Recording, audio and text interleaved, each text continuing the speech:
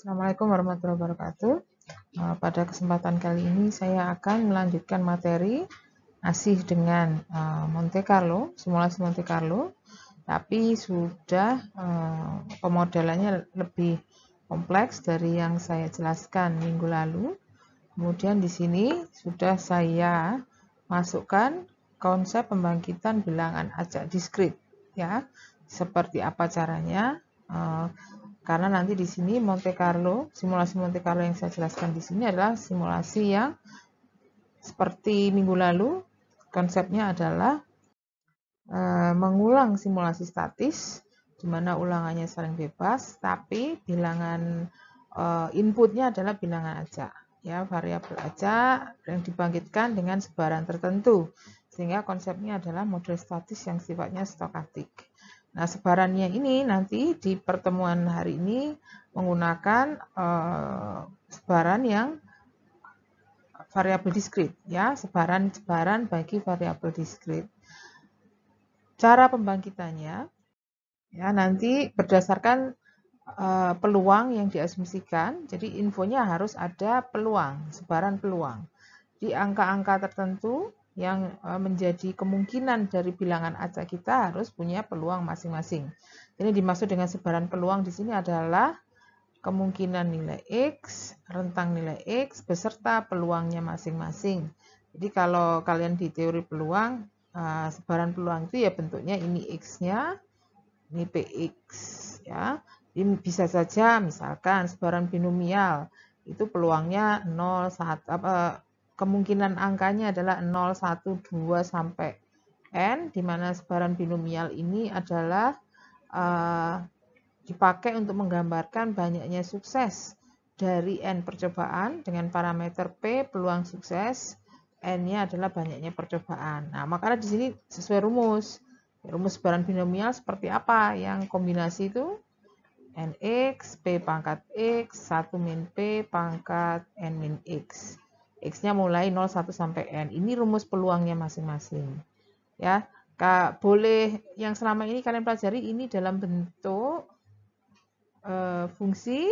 Nah, nanti di konsep pembangkitan bilangan acak di simulasi ini, kita perlunya langsung angkanya. Jadi ketika P sudah tahu nilainya berapa, N sudah tahu nilainya berapa, maka kamu harus punya tabel sebaran peluang, ya, di mana X-nya sesuai teori sebaran yang diasumsikan, peluangnya juga sesuai rumus. Itu kalau binomial.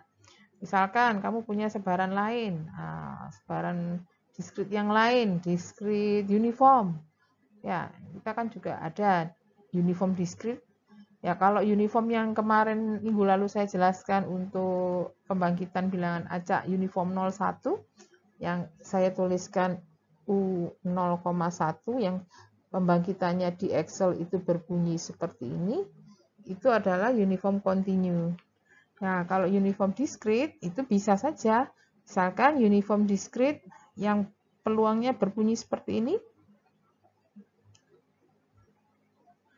Nih, X-nya angka 1, 2, 3. Ini uniform diskrit. Oke, di mana bentuk tabel peluangnya adalah X-nya 1, 2, 3, peluang X-nya semuanya sepertiga. Ya, ini memenuhi sifat peluang bahwa seluruh kemungkinan X, ya, mempunyai peluang masing-masing yang tidak ada yang negatif, tidak lebih dari 1. Ini kalau dijumlah hasilnya 1. Nah, ini adalah konsep sebaran peluang untuk variabel diskrit yang punya nama. Ya, satu lagi misalkan yang sebaran peluang diskrit Bernoulli, ya, seperti kalian pernah belajar itu di awal-awal, di teori peluang awal. Bernoulli itu adalah malah seharusnya sebelum binomial, ya. Jadi Bernoulli itu fungsi peluangnya berbunyi, ya, P pangkat X 1 min P pangkat 1 min X. Bedakan tadi dengan binomial. Kalau binomial tadi NX P pangkat X 1 min P pangkat N min X. Kalau Bernoulli hanya 0 dan 1. Kalau binomial itu X-nya bahkan sampai N. Nah, tadi Bernoulli ingin saya tunjukkan sebaran peluangnya ya akhirnya hanya begini, X-nya 0 dan 1, peluang X-nya tinggal kamu inputkan saja. Ketika X-nya 0, ini di sini X-nya 0, hasilnya 1. Ketika X-nya 0, di sini pangkatnya 1, berarti hanya 1 min P saja yang jadi peluang di sini. Masuk akal ya, 0 itu kan gagal. Jadi peluang gagal di sini yang ditulis. Ketika X-nya 1, ya, di sini P pangkat 1. Ini P pangkat 1. Ya, ketika X-nya 1, di sini P pangkat 1. Di sini 1 min P pangkat 0. 1 min P pangkat 0, berarti di sini hanya P saja. Ya. Jadi itu. Jadi yang dimaksud dengan sebaran peluang bagi sebaran diskrit adalah, bagi variabel diskrit adalah bentuk yang seperti ini. Entah itu dari sebaran yang sudah terkenal, ada bernama, fungsinya terdefinisi, seperti Bernoulli, binomial, Poisson mungkin, uniform diskrit mungkin ya. Tapi di dalam konsep pembangkitannya yang kalian perlukan itu adalah tabel peluangnya, karena nanti tabel peluang ini kita hubungkan dengan frekuensi munculnya. Ya, berdasarkan interpretasi frekuensi munculnya. Jadi sebagai contoh, saya hapus dulu ini. Misalkan kita punya yang Bernoulli binomial tadi. Contoh aja yang gampang. Ya, Bernoulli tadi 0,1, peluang terjadinya kalau 0 itu kita anggap gagal, peluangnya sepertiga. Kalau sukses, peluangnya 2/3. Berarti nanti secara frekuensi harusnya jika kita punya 100 bilangan, seharusnya nanti kalau 100 itu susah ya bagi tiganya, dan 90 bilangan ya. 90 bilangan nanti yang 30 itu muncul angka 0, ya, yang 60 muncul angka 1. Harapannya begitu. Karena frekuensi, ya. Oke. Sekarang saya contohkan yang sebaran peluang bagi variabel diskrit yang tidak spesifik fungsinya, ya, tidak ada fungsi secara khusus, namun langsung diberi tabel peluangnya.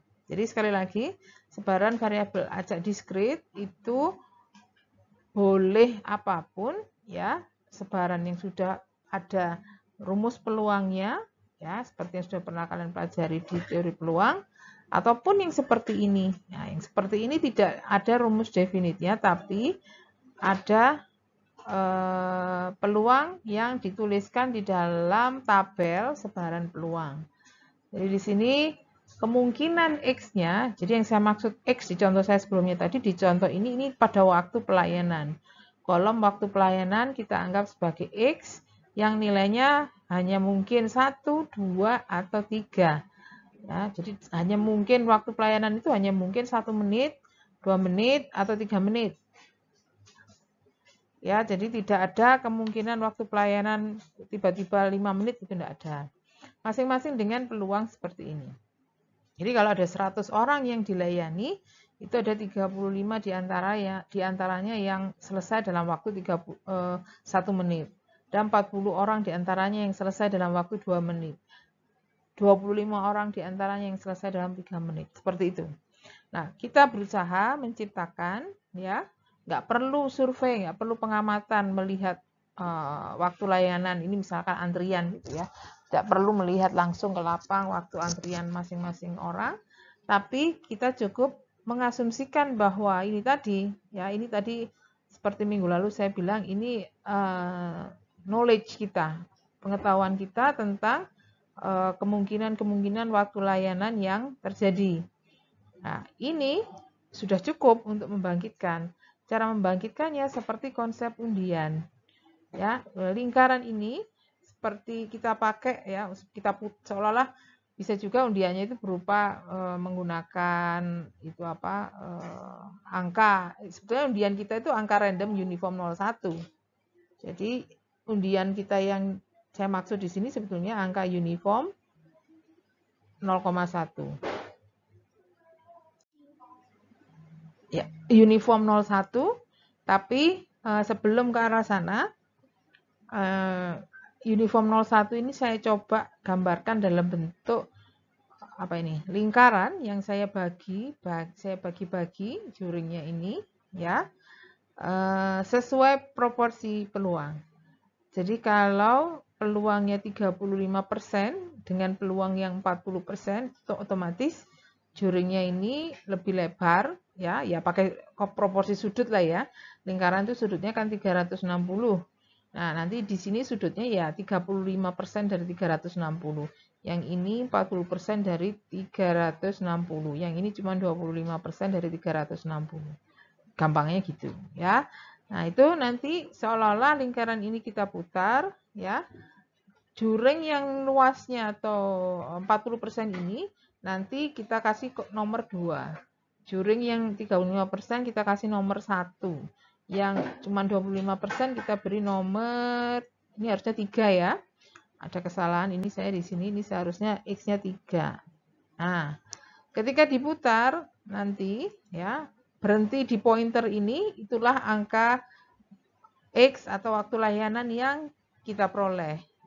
Random akhirnya nanti. Setiap orang yang melakukan pemutaran roda ini tidak pernah mendapatkan angka yang sama. Suatu saat ada yang dapat angka 1, suatu saat ada yang dapat angka 2. Nah, karena angka 2 ini diwakili oleh juring yang cukup luas, maka bisa jadi seperti cerita saya tadi, dari misalkan ini diputar oleh 100 orang, 40% diantaranya pasti mendapat angka 2. Seperti itu ya. Nah, kalau pada prakteknya nanti kamu tidak menggunakan lingkaran ini, tapi yang kamu pakai adalah uniform continue yang terletak di antara 0 sampai 1, di mana uniform 0 sampai 1 ini kita bagi sesuai seolah-olah pembagiannya itu seperti di roda ini. Sekian persen digunakan untuk angka 1, sekian persen untuk angka 2, sekian persen untuk angka 3. Tapi harus kumulatif. Karena 0 sampai 1 ini pembagiannya nanti kita menggunakan konsep sebaran kumulatif, ya. Jadi kenapa sebaran kumulatif yang dipakai? Karena sebaran kumulatif ini memiliki sifat rentang nilai yang sama dengan sebaran random uniform continue 01. Ya, jadi uniform 01 itu punya fungsi kepekatan peluang yang seperti ini. Ya, dia nilainya selalu 1 di antara 0 sampai 1. Bilangannya ini R misalkan. Nah, kalau kamu ingat ya, untuk mencari sebaran kumulatif bagi variabel acak kontinu, rumusnya adalah integral dari fungsi mulai batas bawah sampai nilai tertentu. Nilai tertentu ini disesuaikan dengan yang ada di sini. Ada di daerah asal fungsi, domain fungsinya. Jadi kalau fungsi kumulatifnya itu domainnya R kecil, maka nanti berhentinya integrasi ini di R. Bukan sampai 1 ya. Kalau 0 sampai 1 hasilnya pasti seluruhnya, seluruh peluang, nilainya pasti 1. Nah, di sini batas bawahnya 0 menggunakan batas bawah R, tapi batas atasnya berhenti di domain, nilai domainnya. Ya, integral 0 sampai R FR dr. Ini coba sendiri kamu hitung, yang hasilnya adalah R kalau fungsinya ini. Ya, jika fungsinya jadi integral 0 sampai R dari fungsi 1 dr. Ya, 1 itu kan konstan, variabelnya R. Kalau ini dx kan hasilnya X. Ya, jadi kalau ini karena ini R, hasilnya adalah R, batas bawah 0, batas atas R kecil. Ya, hasilnya R ini yang saya letakkan di segmen kedua fungsi kumulatif ini. Nah, yang saya maksud di sini adalah rentangnya fungsi ini, fungsi kumulatif ini selalu berbunyi, fungsi ini berbunyi R dan R-nya terletak di antara 0 sampai 1 yang sama dengan bilangan uniform 01 atau bilangan random 0 sampai 1. Jadi nantinya sampai ke konsep pembangkitan yang bilangan acak kontinu, kita juga menggunakan konsep ini, bahwa fungsi kumulatif itu nilainya terletak di antara 0 sampai 1, yang setara dengan letak 0 sampai 1 bilangan random uniform 01. Ini kebetulan yang saya tulis di sini adalah fungsi kumulatifnya bilangan bilangan acak kontinu. Bilangan acak uniform kontinu. Tapi nanti ya bukan masalah ininya yang kita pakai, tapi konsep bahwa fungsi kumulatif itu selalu terletak di antara 0 dan sampai 1, itu aja. Jadi nilainya selalu terkecil 0, terbesar 1, itu yang kita pakai. Kebetulan di sini memang untuk sebaran uniform, jadi langsung ini ya nyambung. Tapi nanti ya di sebaran-sebaran yang lain yang kita pinjam di sini adalah rentang nilai fungsi kumulatifnya. Jadi fungsi kumulatif itu selalu terkecil 0, terbesar 1. Ya, f kumulatif variabel apapun itu selalu ini. Yang setara dengan sifat random uniform 0 sampai 1. Ya, jadi makanya nanti selalu uniform 01 dipakai sebagai alat untuk membangkitkan, padanannya nanti adalah fungsi kumulatif. Ya. Ini lihat, jadi peluang yang tadi cerita waktu layanan, saya kasih nama ini S gitu misalkan. Ya, hanya kemungkinannya 1, 2, dan 3, peluangnya seperti ini. Nah, kolom ini saya beri tambahan, di mana tambahan ini dipakai untuk mengisi peluang kumulatif berdasarkan sebaran yang ini. Ya, kumulatif itu bertambah-tambah terus, paling kelak. Jadi di sini kumulatif pada menit S sama dengan 1, nilainya 0,35. Pada S sama dengan 2, kamu memperolehnya ini dari penjumlahan. 0,35 tambah 0,4, 0,75. Yang terakhir, kumulatif 3, itu 1, karena ini sudah total. Ya, 0,35 tambah 0,4 tambah 0,25 sama dengan 1. Nah, batas atas ininya nanti, kumulatif ini nanti dipakai untuk mendefinisikan pembagian. Jadi kalau kita menggunakan lingkaran tadi, pembagiannya kan proporsional sesuai juring. Ya, jadi ada ini 1, ini 2, ini 3. Nah, sekarang anggapannya lingkaran ini ya kita anggap sebagai bilangan uniform 0 sampai 1 dan dibagi-bagi ya. Ada sebagian yang nilai terkecil sampai nilai tertentu itu untuk 1. Berikutnya sampai angka berikutnya untuk 2. Yang angka-angka paling besar untuk angka 3 ya. Nah, ini yang angka 1 itu representasinya di sini. Nah, karena peluang kumulatifnya S sama dengan 1 itu 0,35, berarti nanti bilangan acak 0 sampai 1 yang kita alokasikan untuk S sama dengan 1, itu angka-angka yang nilainya 0 sampai 0,34. Kita ambil batasnya, jadi seolah-olah di sini kalau kamu hitung manual itu ya proporsional dengan 0,35 ini, 0 sampai 0,34. Kemudian ya, lanjutannya untuk S sama dengan 2, kumulatifnya 0,75. Secara kumulatif 0,75. Berarti random berikutnya setelah 0,34, 0,35 ya, kita anggap begitu. Kita alokasikan ya proporsional ya, biar nanti proporsi yang terletak di sini dipakai untuk mendefinisikan angka 2. Di 0,35 sampai 0,74. Nah, jadi kumulatif ini kelihatan perannya. Dijadikan batas atas pembagian bilangan acak 01. Ya, 0,35, di sini berhenti di 0,34. Lanjut, di sininya ya akhirnya ya, di batas bawahnya. Yang S sama dengan 3 juga gitu, secara kumulatif 1. Berarti angka-angka uniform 01 sisanya yang dipakai untuk membangkitkan 3 ini. Dengan proporsi yang sebetulnya hanya 25%-nya di situ.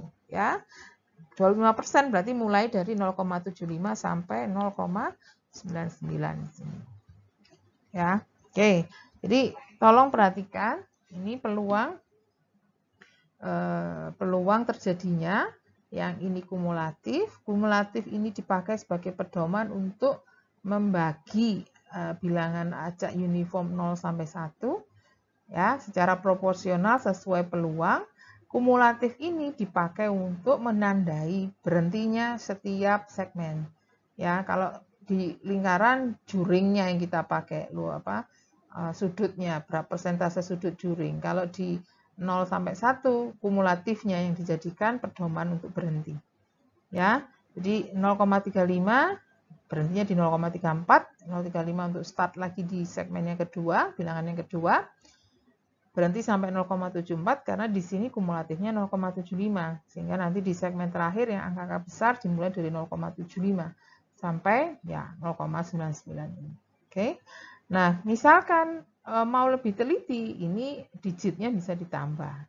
Tidak hanya 2 digit untuk menghindari apa namanya kesamaan ya, kebingungan masuk di interval yang mana. Ya. Kalau ini misalkan saya punya, jadi bangkitan yang kamu pakai nanti ya harus 2 digit supaya bisa masuk ke setiap interval. Jika bangkitan yang kamu pakai itu menggunakan 3 digit kan jadi bingung. Misalkan kamu membangkitkan random uniform 0 sampai 1 yang kamu pakai angka 0,345, masuk di mana? Kan tidak ada interval yang bisa dipakai di situ.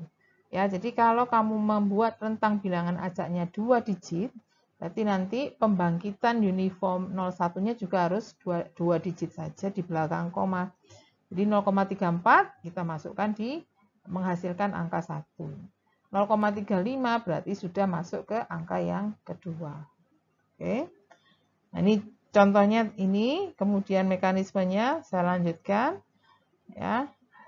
Bilangan pembagian rentang ini nanti dipetakan ke S.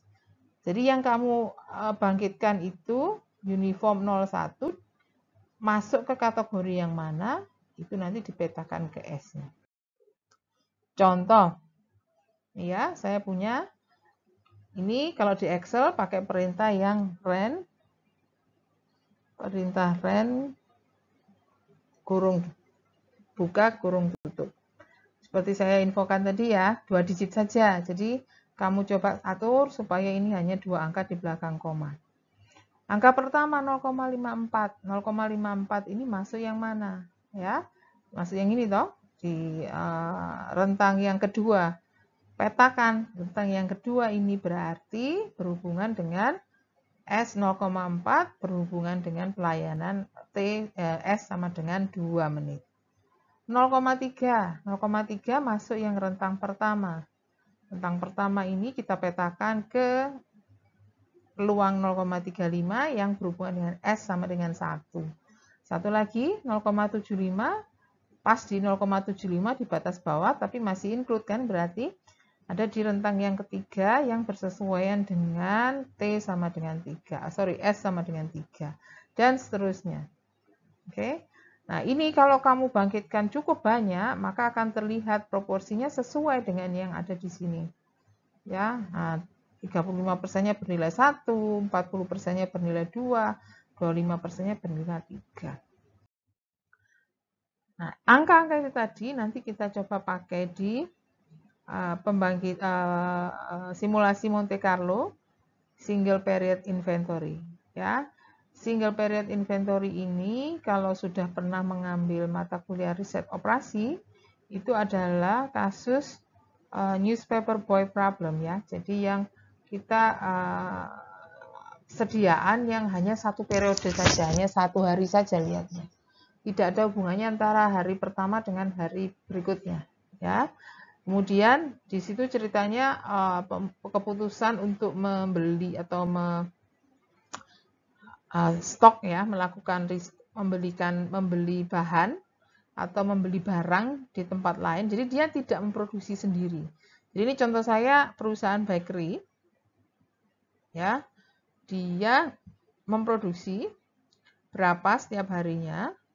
Ya kebetulan ini contohnya yang memproduksi sendiri ya. Tapi kalau yang contoh saya di riset operasi itu newspaper boy problem, korannya beli dari agen, kemudian dia menjualnya. Nah, ini ceritanya kalau ini perusahaan bakery, dia memproduksi, ya, keputusan produksinya itu ya hanya 1 hari itu saja. Karena nanti ketika di hari itu habis, oke. Ketika di 1 hari itu tidak habis, dia harus menjualnya dengan harga yang lebih murah. Pokoknya harus yang diproduksi hari ini nggak bisa dipakai untuk besok. Di sini konsepnya seperti itu. Jadi nggak ada keterkaitan antara 1 hari dengan hari yang berikutnya. Jadi ini misalkan ya, jadi dia akan menghitung keuntungan atau mensimulasikan keuntungannya jika dia merubah-rubah kebijakan produksi. Jadi di sini sudah ada survei data historis tentang permintaan. Permintaannya itu ya sekitar ini. 36, 48, kelipatan 12 saya tulis di sini, paling banyak 96. Permintaan ini mempunyai sebaran peluang tertentu, karena konsep kita di dalam simulasi Monte Carlo ini adalah input bilangan random. Di proses ini inputnya adalah permintaan. Jadi nanti policy memproduksi berapa itu bukan input, tapi parameter sebenarnya, parameter dari model simulasi sudah ditetapkan, ya, sudah diketahui. Yang tidak diketahui di sini adalah banyaknya permintaan yang dibangkitkan secara random sebagai input. Nah, nanti ya dalam tiap hari diatur berapa produksinya. Kemudian anggapannya seperti tadi saya kemukakan, jika produksi tadi itu laku, hari itu juga, habis hari itu juga beres.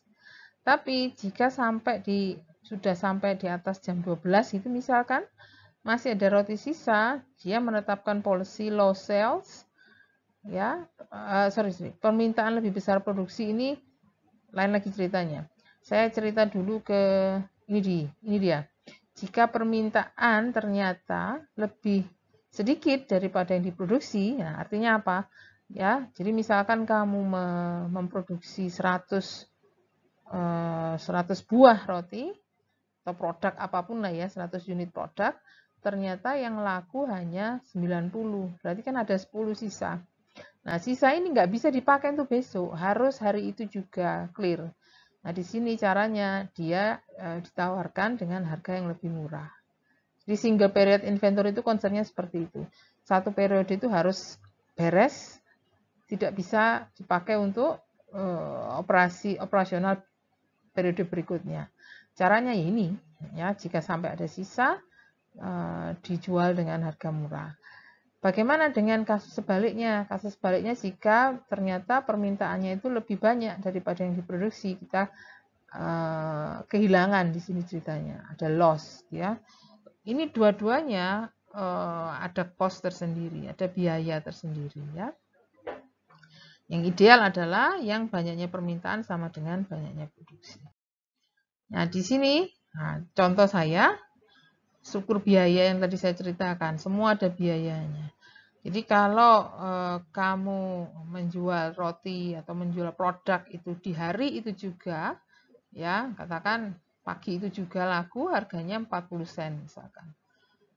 Ini saya bilang plus karena income, ya uangnya masuk ke penjual, ya kita lah, katakan itu kita yang membuka usaha ini.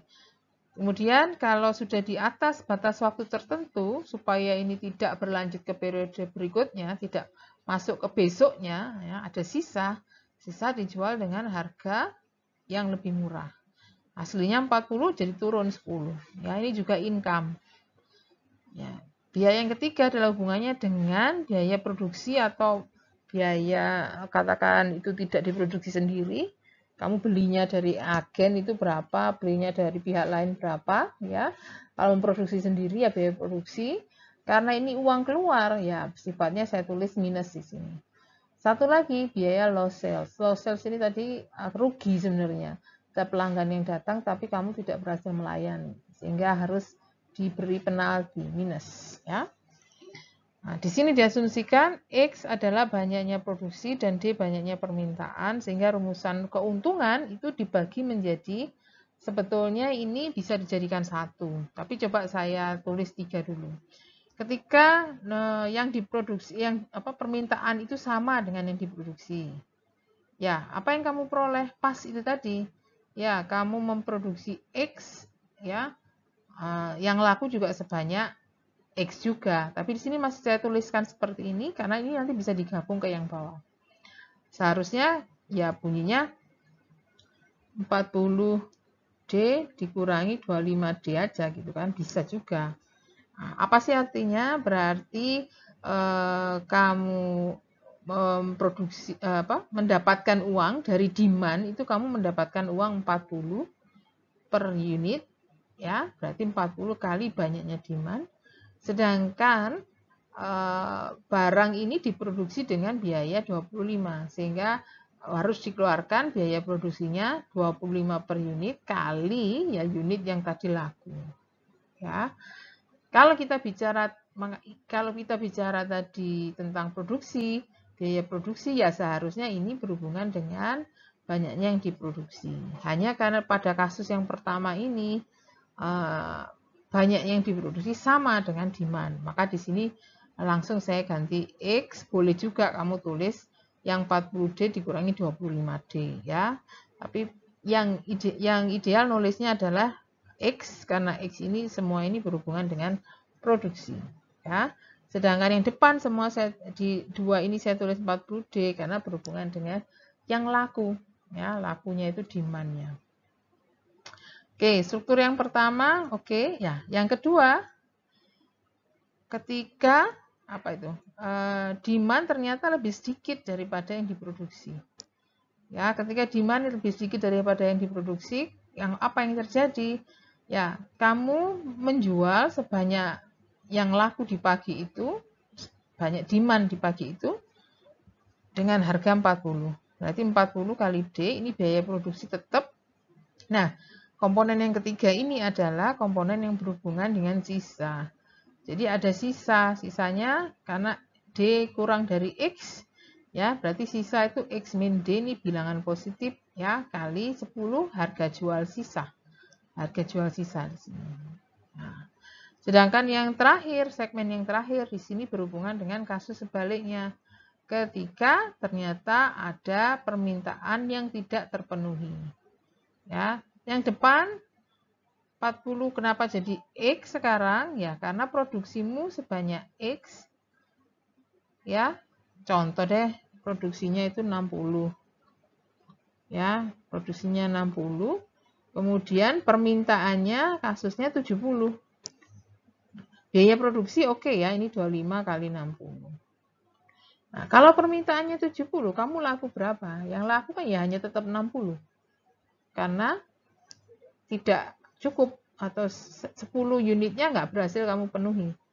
Ya, sehingga income yang kamu peroleh juga tetap berasal dari 60 yang tadi kamu produksi. Makanya di segmen yang ketiga ini rumusnya di sini 40X juga. Lain dengan yang ini. Kalau yang ini karena D-nya itu lebih kecil dari X, angkanya beda. Kalau yang ini angkanya sama dengan yang diproduksi. Makanya saya tulis 40X. Nah, yang belakang apa? Nah, selisihnya. Jadi 10 unit tadi ya. Jadi D-nya 70, X-nya 10. Ya, ada 10 unit X-nya 60. Jadi ada 10 permintaan yang tidak terpenuhi, itu diberi penalti lost sales dengan besaran 15 sen. Nah, itu struktur biayanya. Struktur biaya ini nanti kita pakai untuk mensimulasikan ya dengan input bilangan random permintaan yang nanti konsepnya coba ada lebih kompleks seperti ini. Jadi yang pertama, sebetulnya ini contoh aja biar lebih ini ya, kamu bisa memahami konsep pembangkitan bilangan secara lebih detail, tapi pada dasarnya nggak harus seperti ini ya. Ini contohnya demand itu dikategorikan 2 kali, jadi seolah-olah di sini pembangkitannya butuh 2 kali. Tipe permintaan ya bisa tinggi, sedang, rendah. Di masing-masing tipe ini nanti ada peluang sendiri-sendiri untuk terjadinya. Ya. Sedangkan di masing-masing tipe ini juga nanti ada sebaran peluang yang berbeda-beda. Ya, mengenai banyaknya permintaan, tetap rentangnya 36, 48 sampai 96, tapi distribusi peluangnya beda-beda. Apakah harus begini? Tidak harus. Mau langsung yang sebaran peluangnya demand juga bisa sebenarnya. Ya, cuman di sini saya ambil contoh supaya kamu bisa memahami bahwa sifat random itu bisa bersumber dari apapun, ya. Jadi ketika tipe permintaan tinggi itu berarti nanti kira-kira yang paling sering muncul adalah banyaknya unit yang mendekati 96. Ketika tipe permintaan rendah, ya nanti yang lebih sering terjadi adalah yang angka-angka kecil nanti. Nah, itu tercermin nanti di sebaran peluang masing-masing ini. Nah, ini dia. Ini tabel distribusi yang tadi saya bilang. Jadi ketika dikategorikan bertipe permintaan tinggi, ya peluang besar itu kamu lihat di sini mulai 60, 72, 84 ini ya di sekitar sini yang peluang terjadinya besar. Sedangkan ketika permintaan dikategorikan rata-rata, ada pergeseran ya, yang besar itu terkonsentrasi di 60, 48, 60, 72. Ya, sedangkan ketika tipe permintaannya rendah, peluang besar ada di yang ujung kiri ini. Ada yang di angka-angka kecil. 36, 48, 60. Jadi seperti itu. Ya, boleh saja ini angkanya sama, tapi tiga tabel ini mencirikan bahwa ya tipe yang ini nanti akan lebih sering terjadi angka-angka besar. Tipe average nanti akan lebih sering terjadi angka-angka yang di sini sekitar 48, 60, 72. Yang low akan lebih sering terjadi di angka-angka kecil 36, 48, 60. Gitu. Dan untuk menentukan ini tipe high, average, low juga ada peluangnya sendiri-sendiri. Karena kita tahu kalau data harian, demand harian itu benar-benar tergantung dari harinya ya. Weekdays sama weekend itu peluangnya beda. Ya, hari-hari biasa biasanya peluangnya demand rendah. Tapi kalau weekend bisa masuk ke peluang demand yang tinggi, seperti itu. Nah, nanti kita akan mensimulasikan keuntungan setiap hari ya dengan merubah-rubah kebijakan produksi. Jadi simulasinya sebenarnya kalau simulasi statisnya di sini konsepnya ya hanya satu hari ini saja. Satu hari itu statis ya. Kita mencoba menghitung keuntungan dalam satu hari itu simulasi statis. Tapi kalau Monte Carlo-nya dengan stokastiknya diciptakan dengan pembangkitan bilangan acak untuk demand. Ya, jadi konsepnya satu hari itu model simulasi statis, disebut stokastik karena inputnya bilangan random. Mau dinamakan Monte Carlo ini harus diulang ya, sehingga yang statis ini tadi sehari diulang beberapa hari. Di sini saya tuliskan, tetapkan kamu mau mensimulasikan berapa hari. Ya, ini dibuat ditetapkan dulu. Nah, baru dibangkitkan bilangan acak untuk menentukan tipe permintaan high, average atau low. Kalau sudah tahu ini ya, dengan syarat informasi dari sini kita bangkitkan bilangan acak untuk demand, baru profit dihitung ya. Karena sifatnya tadi ulangan, jadi ngitungnya nggak hanya satu hari saja, tapi beberapa hari sesuai yang ingin disimulasikan. Ya, sekali lagi, kalau cuma sehari statis, stokastiknya berasal dari ini, acak ini, kemudian karena diulang jadi simulasi Monte Carlo.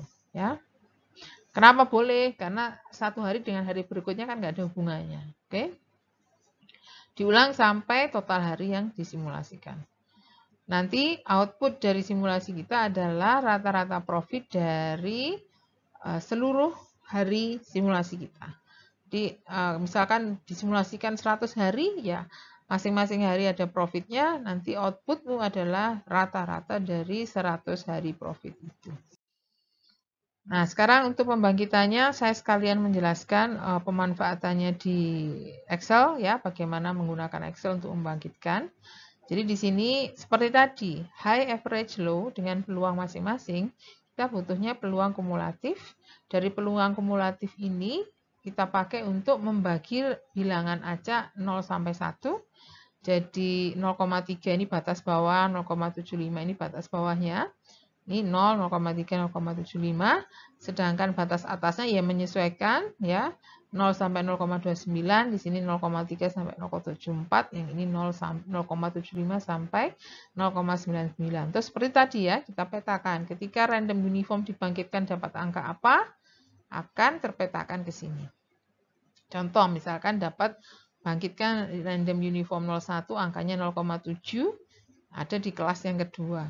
Ya, yang berarti bahwa di situ tipe permintaannya average. Oke. Kemudian ini cara saya membangkitkan, ya. Random uniform 01, angkanya berapa? Nah, kalau manual kan lihat itu tadi toh, lihat rentangnya itu tadi. Nah, sekarang kalian saya ajarkan menggunakan Excel dengan sedikit pemanfaatan fungsi yang lebih advance. Bisa saja kita menggunakan perintah if kan ya. If bersarang itu loh ya. Jika nilainya kurang dari ini, hasilnya apa? Jika enggak, cek lagi batas selanjutnya. Jika enggak, cek lagi batas selanjutnya. Ini saya hindari menggunakan itu. Jadi kalau tadi saya tuliskan aja ya. Rentangnya kan 0 sampai 0,29.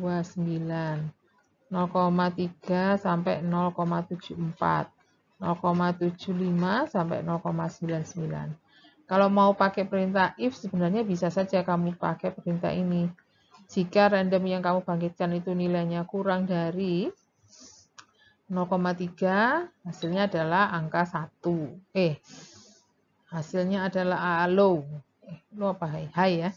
Hasilnya adalah high. Jika Anda cek lagi apakah dia kurang dari 0,75.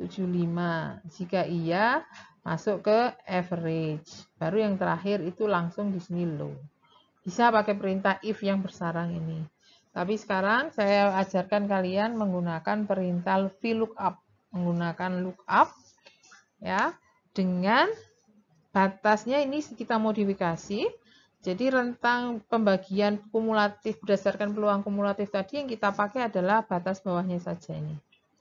Tuliskan lagi di Excel. Di sini sudah saya set supaya letaknya di kolom A1 sampai A4. Tipe permintaannya B1 sampai B4. Ya. Di sini saya masukkan perintah pembangkitan bilangan acak random uniform 01. Ya, bawahnya juga. Nah, di sini kelebihannya nggak seperti tadi yang saya bilang di awal. Saya bilang di awal kan ini angkanya 2 angka di belakang koma. Ini randomnya bisa harusnya 2 angka di belakang koma. Dengan pendekatan ini kita bisa ya walaupun 3 angka di belakang koma tetap nanti kita klasifikasinya benar. Ya, nggak harus saklek sama-sama 2 angka ya. Karena perintah VLOOKUP ini ya, ini perintahnya menggunakan rumusan, lihat. Jadi perintah VLOOKUP D2 ini letak dari bilangan acak yang tadi kamu bangkitkan. A2 sampai B4 ini posisi tabelmu ini ya, disorot. Kemudian 2 ini adalah identitas tentang nanti hasilnya itu yang kolom kedua. Jadi petanya atau pemetaannya itu menghasilkan informasi yang di kolom kedua. Sedangkan true itu menunjukkan bahwa angka ini nanti dicocokkan dengan yang di kolom 1 tapi yang terdekat. Ya, yang terdekat dengan yang di kolom 1. Jadi 0,779 itu nanti dikategorikan akan yang paling dekat dengan 0,75. Paling dekat di atasnya ya maksud saya, bukan paling dekat di bawahnya. Makanya di sini yang dipakai adalah batas bawah. Karena ini dia nanti akan mencari angka terdekat di atasnya ini. Ya, angka terdekat di atasnya 0, tapi begitu sudah mendekati 0,3 atau di atasnya 0,3 dia pindah ke sini. Jadi nanti terdekat dari 0 ini ya akhirnya akan berhenti ya. Berhenti pindah ke kategori berikutnya jika sudah lebih dari 0,3. 0,3 juga gitu. Nanti 0,7499 dianggap masih yang ke sini karena dianggap masih belum lebih besar dari 0,75. Jadi seperti itu. Selama masih belum dianggap lebih besar dari batas angka yang di interval ini, dia pasti dianggap masuk ke kategori yang pertama. Ya, selama belum lebih besar dari 0,75, pasti dianggap masuk kategori yang angka batas 0,3 ini. Selama masih belum lebih besar dari 0,3, diikutkan yang ini. Jadi itu ya konsepnya. Terdekat itu tadi maksudnya. Ini ada true, ada false. Kalau kamu cek, kalau true dicari yang terdekat itu tadi dengan catatan tidak lebih ya. Masih belum lebih dari batas yang bawahnya. batas bawah yang kategori selanjutnya. Kalau kamu pakai perintah false, tidak bisa, karena dia akan mencari tepat, yang tepat seperti angka di sini. Kan hasilnya nanti akan not available. Kan di sini 0,79779 gitu misalnya, di sini kan nggak ada sama sekali 0,779. Ya, jadi harus dimasukkan perintah true supaya konsep pencariannya adalah yang terdekat dengan batas bawahnya. Yang terdekat selama belum lebih besar dari batas bawah kelas selanjutnya, dia akan masuk ke kelas yang ini. Jadi catatannya begitu. 0,779 ya, dengan perintah ini VLOOKUP mencocokkan 0,779-nya itu dari perintah D2 dicocokkan dengan A2 sampai B2. Hasilnya nanti outputnya ada di yang kolom kedua ya, kategori pada kolom kedua. True, diminta mencari yang paling dekat dengan batas bawah angka-angka yang ada di kolom 1 ya, selama belum lebih besar dari batas selanjutnya, yang dipakai yang itu ya. 0,225 konsepnya juga begini ya, dicari di sini 0,225 itu paling dekat dengan yang mana, batas bawahnya dengan yang 0 ya, dengan catatan masih belum lebih besar dari 0,3. Tapi begitu 0,455 ya dia langsung masuk ke dia akan mengarah ke yang 0,3. Dianggap lebih dekat ke yang batas 0,3. Itu. Makanya ini hasilnya high yang ini 0,225. Betul kan ya? 0,225 itu masih yang ini. 0,455 sudah masuk yang ke sini, average. 0,689 juga begitu. Hanya 0,779 ini yang masuk ke kelas low ya. Jadi ini hasilnya secara keseluruhan dari saya memerintahkan perintah VLOOKUP tadi. Itu yang untuk tipe. Nah, bagaimana untuk banyaknya ya? Jadi tipe high ya, jika sudah dibangkitkan tipe permintaan high, maka ini yang harus kamu olah ya. Nanti sama kalau mau pakai perintah VLOOKUP, yang ini yang kamu pakai batas bawahnya ya. Nah, dari mana ini batas bawah? Dari peluang kumulatif ya. Untuk average juga begitu. Jadi ini coba dipelajari cara membaginya, peluang, sebaran peluang, kumulatif didefinisikan, kumulatif dipakai untuk membagi rentang bilangan acak. Gimana? Ya, ini 0,1, 0,3, 0,6 dan seterusnya sebenarnya asalnya dari sini. Ya, nih batas atasnya di set sebelumnya, ya, angka sebelumnya. Sama ini juga gitu, ya. Nah, sekarang contoh saja. Misalkan tadi kita sudah membangkitkan tipe permintaan dan jatuhnya average, sehingga tabel yang saya pakai khusus untuk tabel average. Ya, kamu butuh membangkitkan random uniform 01 di kolom ini. Sudah tadi caranya sudah saya tunjukkan ya. Nah, sekarang ini kan beda komposisi angka. Jadi angka yang dipakai adalah angka ini. Batas bawah dari rentang. 0, 0,1, 0,3, 0,6 dan seterusnya. Ya. Kalau 0 dan lebih ya, bilangan random yang 0 dan lebih besar dari 0, kita bilang yang terdekat dengan batas 0, nanti permintaannya di set jadi 36. Ya. Kalau bilangan randomnya itu terdekat dengan 0,1, berarti asumsinya terdekat di sini di atasnya 0,1, tapi tidak sampai 0,3, maka permintaan akan diset ke 48 dan seterusnya. Seperti itu. Jadi naruhnya dibalik ya. Batas ini ditaruh yang kolom pertama, permintaan ini ditaruh di kolom yang kedua. Itu defaultnya VLOOKUP seperti itu. Nah, ini caranya. Ini rand uniform 01 sudah. VLOOKUP kamu type ya. Di sini caranya sama seperti tadi. Yang mau dijadikan dipetakan ke banyaknya permintaan adalah bilangan random yang posisinya di D2. Kemudian tabel yang kita jadikan yang kita look up adalah tabel A sampai berapa itu? A2 sampai B7 yang ini. A2 sampai B7 ya. Kolom kedua adalah kolom yang nanti jadi hasilnya, petanya ya. Sedangkan true tadi sama seperti perintah yang tadi, yang paling dekat, yang terdekat tapi tidak sampai lebih dari batas bawah kelas selanjutnya. Dan itu secara otomatis akan petakan ke angka-angka ini. Ya, coba dicek, saya ambil yang ini saja. 0,7239. 7239 itu terdekat dengan 0,6. Ya, dan dia belum lebih besar dari 0,85. Demand-nya adalah angka 72. Benar ya? Ini 72 ini. Lain halnya dengan yang 0,8866, dia lebih dekat dengan 0,85, belum lebih besar dari 0,95. Sehingga di set angkanya 84. Nah, inilah nanti yang dijadikan input dalam simulasi profit, ya. Jadi ketika kamu mendapatkan angka-angka itu, ya, ini contoh aja, ya.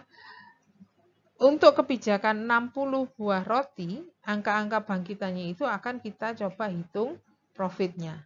Jadi ini misalkan tadi contohnya, average, terus bangkitkan lagi. Jadi bangkitkannya 2 kali. Membangkitkan untuk mendapatkan tipe permintaan. Dari tipe permintaan itu ketahuan nanti tabel yang mana yang saya pakai. Tabel yang low, average atau high. Kalau average ya pakai tabel yang ini. Terus bangkitkan lagi random. Randomnya 0,8 di sini misalkan 0,8 dipetakan ke 0,8. Ini ya. Nah, demand sebesar 72. 72 inilah yang kita pakai untuk menghitung ya, dengan catatan misalkan kebijakan rotinya produksinya 60. Dari sini contoh saja, jika 60 buah roti ya permintaannya 72 berarti kan ini masuk kasus yang loss kita. Ya. Jadi demand lebih banyak daripada produksi. Masuk ke kategori yang bawah ini. Ya. Nah, di situ nanti akhirnya terjadi hitungan profitnya ya ikut yang segmen terakhir ini. 40 kali produksi biaya 40 kali yang laku ya, yang laku ya sebanyak produksi ya. Jadi 72 demand ini yang terlayani kan hanya 60. Sehingga ketika kamu ditanya dapat berapa ya hanya dari 60 ini saja. Ya, yang sisanya loss, tidak dapat uang ya karena tidak ada barang di kamu. Jadi 60 dengan harga 40 ini tadi. Ya. Kemudian produksinya dengan biaya 25. Ya, berarti sama-sama 60. 60 yang pertama income, 60 yang kedua itu out karena itu biaya produksi, dikurangi loss. Ya, loss ini kenapa dikurangi? Ya rugi sebenarnya. Karena ada 12 pelanggan yang tidak terlayani, masing-masing akan dipenalti 15 sen di sini ceritanya. Dapat profit masih, tapi bayangkan jika ini tadi tidak sampai 12 yang tidak terlayani, katakan yang demand-nya hanya 65 gitu misalkan. Maka profitmu masih lebih tinggi dari ini karena minusnya ini tidak terlalu banyak ya. Jadi 72 produksi 60 itu loss 12. Tapi kalau misalkan di sini produksi 60 demand-nya 65, kamu hanya loss 5. Ya, sehingga profitnya lebih tinggi. Nah, itu benar-benar random karena 72 ini hanya salah satu realisasi dari banyaknya permintaan yang kita bangkitkan. Oke. Nah, nanti itu kita lakukan tidak hanya sekali. Jadi tadi contoh kita kan hanya sekali ya. Itu dilakukan beberapa kali sampai sesuai aturan Monte Carlo. Di Monte Carlo itu kan bisa idealnya 10.000 kan cerita saya minggu lalu ya. Jadi di sini sebetulnya sekali, 2 kali itu ya belum representatif. Tapi untuk contoh pembelajaran oke lah seperti itu. Jadi ini di Excel sudah saya set. Di sini ada inputnya. Kebijakan produksi, harga jual sisa, biaya produksi, biaya loss sales. Terus di sini adalah bilangan random untuk uniform 01 yang dipetakan ke tipe. Setelah tahu tipe, cari tabel untuk permintaan ya. Di sini randomnya dibangkitkan lagi 0,56, permintaan jadi 60 itu permintaan yang sudah sesuai dengan tabel average. Karena di sininya average. Ini tidak saya ceritakan detail, saya lebih fokus ke bagaimana memperoleh besaran-besaran revenue sisa, biaya produksi, biaya loss sales, kemudian hitungan profit dengan menggunakan Excel. Ya, untuk revenue di sini revenue itu adalah income yang kamu peroleh dari direct sale ya, penjualan langsung pagi itu. Komponen yang pertama, 40 mesti ada unsur 40-nya. Pengalinya bisa D, bisa X, tergantung yang mana ya, yang lebih kecil.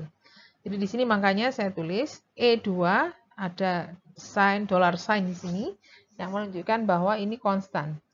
Ya, harga jual 40 ini konstan ya, di sini posisinya E2 kali ya, kamu compare antara demand 60 dan kebijakan produksi. Jangan produksi kan 60, di sini X-nya, di sini D-nya. Di sini minimum antara D dan X dan D.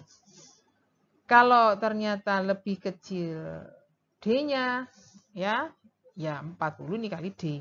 Tapi kalau yang lebih kecil X-nya yang dihitung 40 kali X gitu ya. Nah, ini karena ini aturannya. Jika X lebih besar D, ngitungnya 40 kali D. Jika sebaliknya, ngitungnya 40 kali X. Ini rumusnya. Lanjut. Revenue sisa. Nah, sisa di sini adalah selisih antara produksi dengan demand. X dikurangi D, yang ini. Nah, X dikurangi D ini, ya, jika memang X-nya lebih besar dari D, nilainya positif. Tapi kalau ternyata produksinya itu tidak lebih besar daripada D yang bawah ini, ya nggak akan ada ini toh, nggak akan ada loss sales. Jadi loss sales hanya terjadi jika produksi lebih banyak daripada permintaan. Sudah itu maksudnya. Makanya di sini kita menggunakan rumusan. Kalau G1 ini kalian sudah tahu ya, G1 itu adalah harga jual sisa ya 10 nih kali, kenapa ini rumus max? Karena tadi saya membandingkan terjadi sisa atau tidak. Ya, kalau terjadi sisa, ya yang dipakai adalah hitungan sisanya. Kalau tidak terjadi sisa, harusnya ini minus. Ya, minus kalau dikompar dengan 0 kan menang nolnya.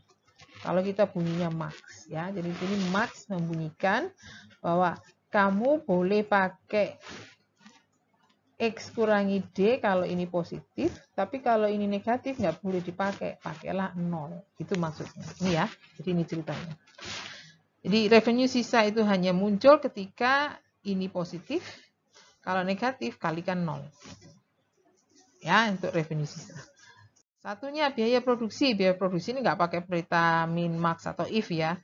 Karena biaya produksi ini semua besarannya sama, 25 kali X. 25 itu saya sorot di sini, bunyinya G2/E1 itu adalah kebijakan produksi. Jadi kalau kebijakan produksinya kamu ganti ya ini pasti berubah. Ini nanti pasti berubah. Ini saya beri dollar sign karena nanti kita copy ke bawah sehingga nggak akan berubah posisinya. Loss sales. Nah, loss sales di sini kebalikan dari yang sisa tadi. Jadi kita periksanya adalah periksaan D minus X ya. Kalau D minus X positif berarti kan ada sisa. Ada loss sales, terjadi loss sales. Jika terjadi loss sales, kamu kalikan biaya loss-nya di setiap unit loss dikalikan biaya. Rugi di situ. Tapi kalau tidak terjadi loss, itu kalau terjadi kasus yang sebaliknya. Ya, D minus X-nya negatif. Nah, artinya produksi lebih banyak daripada demand. Kalau yang ini yang terjadi, demand lebih banyak daripada produksi. Loss jadinya. Ya, pakai perintah max. Nah, yang terakhir, ini profit. Profit itu hitungannya adalah dari revenue plus revenue sisa minus biaya produksi minus biaya loss. Plus min. Ya, kolom-kolom ini. Hasilnya dibawa ke dolar. Ini lupa saya, ini satuannya sen, yang ini satuannya satu dolar itu 100 sen. Jadi kalau hasilnya ini dalam sen harus kita kalikan 0,01 untuk mendapatkan satuan dolarnya. Oke. Jadi ini rumusan tadi itu dalam satu baris kamu ketikkan, kamu drag ke bawah. Saya tidak tuliskan rumus untuk yang ini karena ini kerjakannya seolah-olah terpisah gitu ya dari sini. Diperintah sendiri-sendiri dengan menggunakan contoh saya yang tadi, VLOOKUP itu tadi ya. Kemudian profitnya contoh saya ini 15 hari saja, profit dihitung average. Average-nya jatuhnya 6,48 ketika X dibuat 60 buah. Bagaimana dengan simulasi ketika X-nya diganti? Ya, lakukan hal yang sama. Randomnya sama, hanya ganti ini bukan 60. Ya, randomnya sama, yang diganti hanya kebijakan produksinya. Makanya tadi di Excel-nya saya sudah atur, yang harus diganti-ganti itu saya letakkan di atas. Supaya tinggal dirubah, tinggal copy aja template-nya itu, dipindahkan ke sheet yang lain mungkin dengan mengganti angka X-nya. Nah, itu sudah ada ilustrasinya di sini. Ya, jadi 15 hari ini masih sedikit ya, masih perlu diulang lagi lebih banyak karena sistemnya belum stabil sebenarnya. Mengenai penjelasan tentang kestabilan sistem ini nanti setelah UTS akan saya jelaskan. Ya, dengan periode yang cukup lama baru representatif. Nah, ini sudah dilakukan ya, ini saya ambil dari hasil yang ada di Winston. Dia melakukan 10.000 hari simulasi yang saling bebas satu sama lain, kan tadi ceritanya satu hari tidak ada hubungannya dengan hari berikutnya. Kemudian seperti cerita saya tadi, angka 60 itu diganti-ganti, tapi menggantinya tanpa merubah input randomnya. Input randomnya itu tetap tidak dirubah sama sekali, yang diganti hanya X. Yang tadinya 60 diganti 36. Diganti lagi 48, diganti lagi 72, dan seterusnya. Random demand-nya tetap, rumusnya tetap, biaya-biaya tetap, satu-satunya yang diganti hanya kebijakan produksi atau X-nya. Nah, hasilnya kalau hitung secara analitik seperti ini. Analitik itu ya pakai rumus yang tadi itu loh, rumusan seperti yang di riset operasi. Saya nggak jelaskan di sini, itu penjelasannya ada di perkuliahan riset operasi. Ya, dengan simulasi, ini hasilnya. Ini yang tadi saya jelaskan. Cuman yang saya jelaskan kan hanya berhenti di hari ke-15, ini lanjut sampai 10.000 hari. Ya, bisa kamu lihat sendiri, hitungan eksak dengan hitungan simulasi hampir sama. Hampir samanya ini karena kita melakukannya melakukannya berulang-ulang sampai 10.000. Tapi kalau dibandingkan dengan contoh saya yang sebelumnya, yang hanya menggunakan 15 hari, angkanya ini cukup jauh ya.